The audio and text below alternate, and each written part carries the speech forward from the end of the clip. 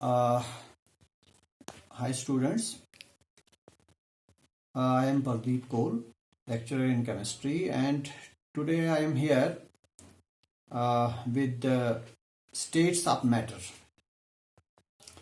the unit that we have already started, and today's topic will be liquefaction of gases. We will continue with gases in this unit, that is states of matter. Today's topic is liquefaction of gases.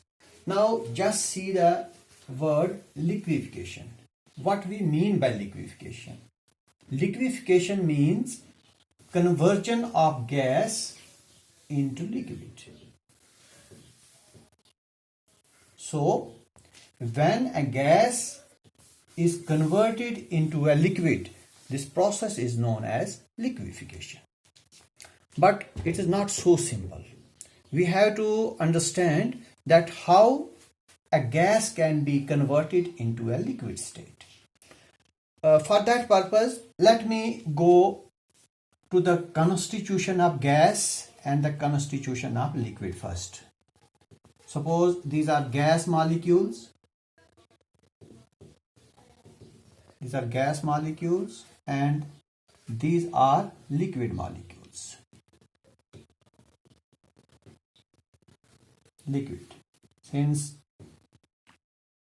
any state of matter, whether it is solid, liquid or gas, it is made up of very small particles. Those particles can be atoms, those can be molecules. So these are the particles of gas and these are the particles of the liquid. Now, if we want to convert the gas into liquid, that is we want to liquefy a gas, what is required?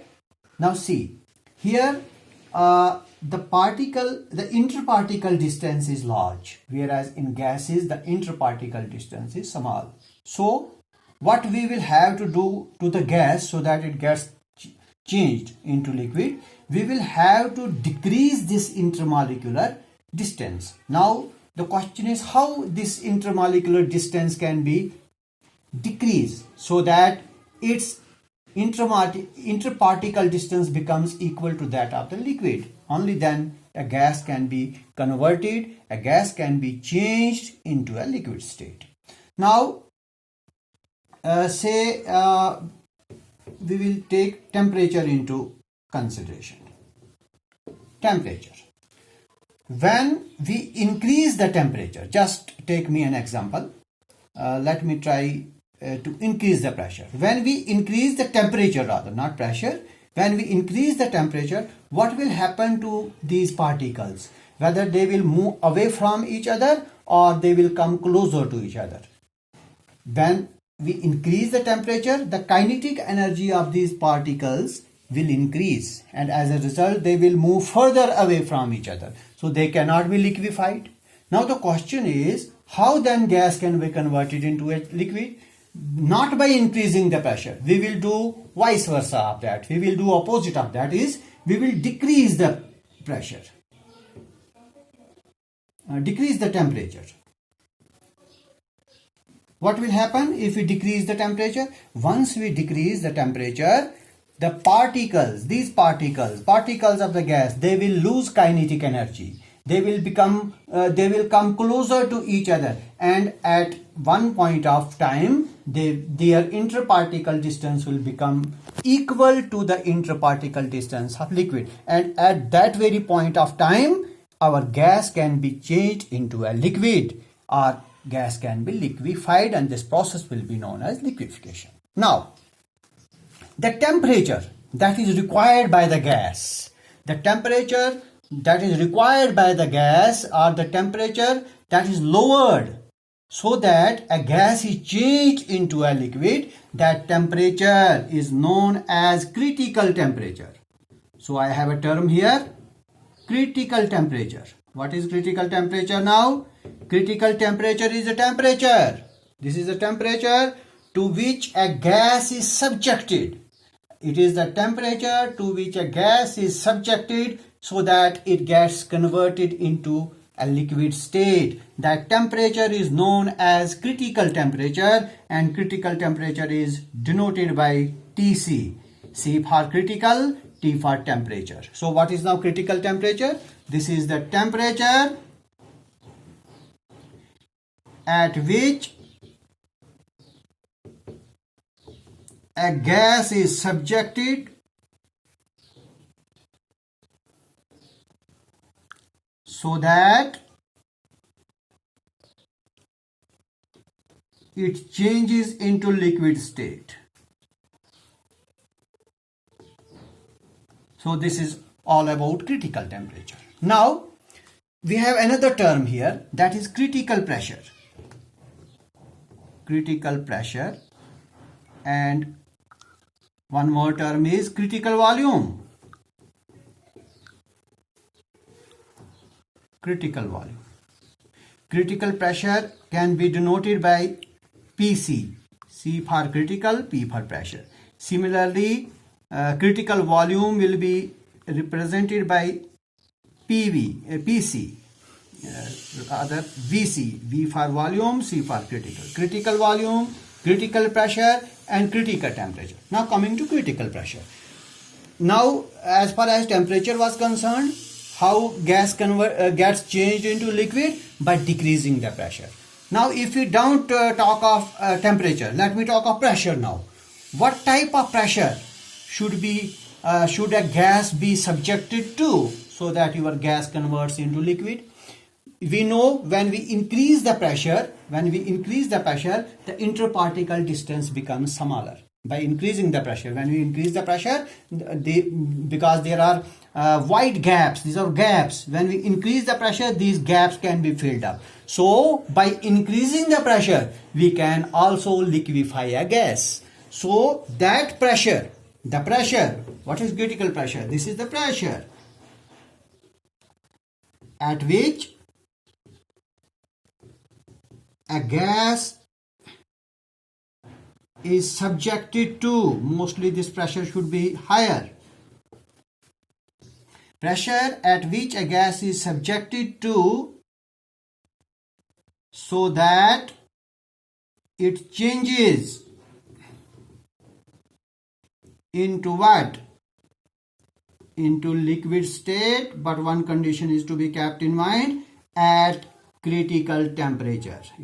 Critical temperature has a role to play. So what is critical pressure now? This is the pressure to which a gas is subjected so that it changes into liquid. But at what temperature? Temperature is critical temperature. At critical temperature, the pressure required by a gas to get converted into liquid is known as critical pressure, and critical pressure is denoted by PC. Now coming to critical volume. Critical volume is the volume now. This is the volume at which a gas should be kept.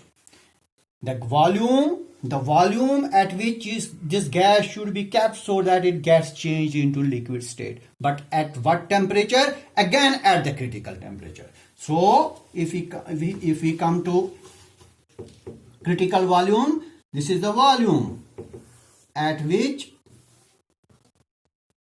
a gas must be kept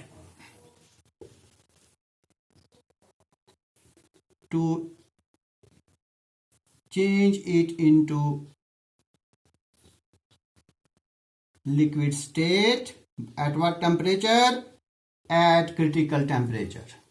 This is critical volume. So these are critical, these are some terms like critical temperature, critical pressure, critical volume. Now these conditions which I just talked of, that is when we decrease the temperature, gas gets liquefied. When we increase the temperature, the gas gets liquefied. This was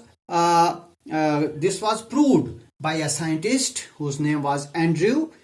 Andrew in 1863 conducted an experiment, and then he plotted a graph.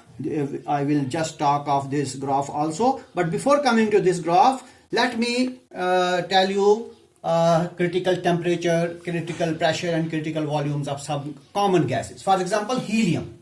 Now, helium gas has critical temperature of 5.3, critical temperature of 5.3 K. These are in Kelvins. and critical pressure of 2.3 bar, pressure in bars. And this is critical volume. Critical volume is 0.057 cubic decimeter. Cubic decimeter per mole. This is volume. So these are, and these, that is TC, PC and VC. These are also known as constants. These are known as constants. What constants? Now this is temperature constant. This is volume constant. This is pressure constants. So these are constants. So these are three constants for helium. For hydrogen, these are again the constant, temperature constant, the pressure constant and the volume constant. And in case of carbon dioxide, just see the temperature required for getting liquefied. It is 304.10 Kelvin. This is in Kelvin. This equals to something close to 31.1 degrees Celsius. If we change Kelvin into Celsius, it will be 31 point something. So in case of carbon dioxide, the critical pressure is 73.9 and critical volume is 0.956. These were critical constants. These are known as critical constants. Now coming to Andrews experiment. Now see, this is Andrews experiment. This is H-shaped tube. Now this H-shaped tube has a water bath in it. This is a water bath. Water bath is maintained just to keep this arrangement in isotherm, so that this is in isothermal condition. So this is water bath for isotherm. Now in this bath, please see the lower limbs of this H. There are screws. These are screws, and these screws are known as pressure screws. What are they meant for? They are meant for adjusting the pressure. By using these screws, we can increase the pressure, and as we can decrease the pressure as well, as per our requirement. So these pressure screws are meant for just adjusting the pressure. Now see the upper, these parts of this H. We have in this part these two containers. In one container I have dry carbon dioxide gas, and in another I have dry air, that is nitrogen gas. Now what he does, he increases the temperature. Now how temperature can be increased? By changing the temperature of water bath, because this is hot water bath. So if we add water of higher temperature will get changed. If we want to increase the temperature, we will adjust this by this. So on the basis of this experiment, by increasing the pressure or by decreasing the pressure, we get a graph. And this graph is here. This is Andrews graph. Andrew, in his experiment, after conducting the experiment, came to the conclusion which is here in this graph. Now this is a graph in which volume versus pressure. This is volume and this is pressure. Volume versus pressure graph has been plotted. Now see here. Here in this case, we find that these are pressure readings. These are all pressure readings, 40, 60, 80, 100. Now see, these are critical temperatures. These are not critical temperatures, but I should say these are temperatures for carbon dioxide. Isotherm for carbon, this is for carbon dioxide. Here in this Andrews experiment, we have carbon dioxide. If it would have been any other gas, suppose it would have been hydrogen, here it should have been hydrogen. But here always nitrogen, dry air in this very limb. Now moving to the graph. Now at 13.1 degrees centigrade, 21.5 degree, 31.1, we have different pressure readings. Now see, this is one pressure reading, this, then this pressure reading, then this pressure reading. Now the various pressure readings versus this volume graph, what we find, this curve, this major curve, above this curve, the matter is in the gaseous state. But once we come down this curve, the gas gets changed into liquid. That is liquefaction of gas, what we are learning today. So below this very curve, below this curve, that means this temperature, this is the critical temperature. How much it is? 31 31.1 degrees Celsius. 31.1 degrees Celsius means around 31.1 degrees Celsius. If we change into Kelvin, we will have to add 273 to it. We will get 304 point something. So this is in Kelvin. So this is the critical temperature for carbon dioxide. What does it mean? It means that at this temperature, our carbon dioxide gets liquefied. It gets changed into liquid state. So above this, that carbon dioxide still remains in the gaseous state, and below this, that is this area, this is liquid state. And there is this portion, this one. Here, our matter that remains in this state, liquid saturated vapor state. Liquid saturated vapor state. So this graph is the conclusion of this experiment. That is Andrew's experiment. And that is all for today. Thank you very much.